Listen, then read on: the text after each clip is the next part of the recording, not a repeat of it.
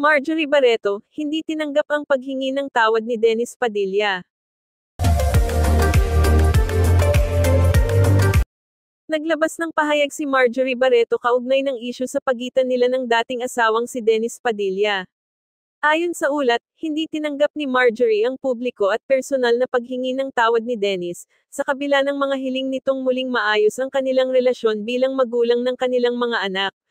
Sa isang panayam, sinabi ni Marjorie na ang paghingi ng tawad ay hindi sapat kung paulit-ulit pa rin ang pananakit, hindi pisikal, kundi emosyonal.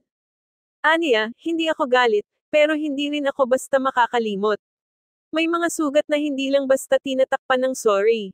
Dagdag pa ni Marjorie, ang kanyang mga desisyon ay nakabatay sa kapakanan ng kanilang mga anak, lalo na kung paano ito nakaapekto sa emosyonal na kalagayan ni na Julia at ng iba pa nilang mga anak. Nilinaw rin niya na wala siyang intensyong sirain si Dennis sa publiko, ngunit nais lamang niyang maprotektahan ang sarili at ang kanyang pamilya.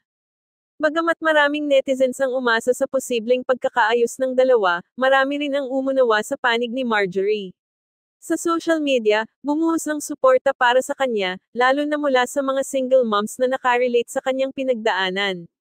Ilan ang nagsabing mahalaga ang boundaries, at may mga sorry na hindi agad tinatanggap kung hindi ito sinundan ng tunay na pagbabago.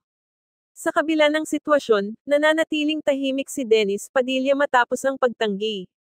Hindi pa malinaw kung muling susubukan ng aktor na makipag-ayos, ngunit isa lamang ang malinaw sa ngayon, hindi madali ang pagtahak sa landas ng pagpapatawad, lalo na kung masyado ng malalim ang sugat ng nakaraan.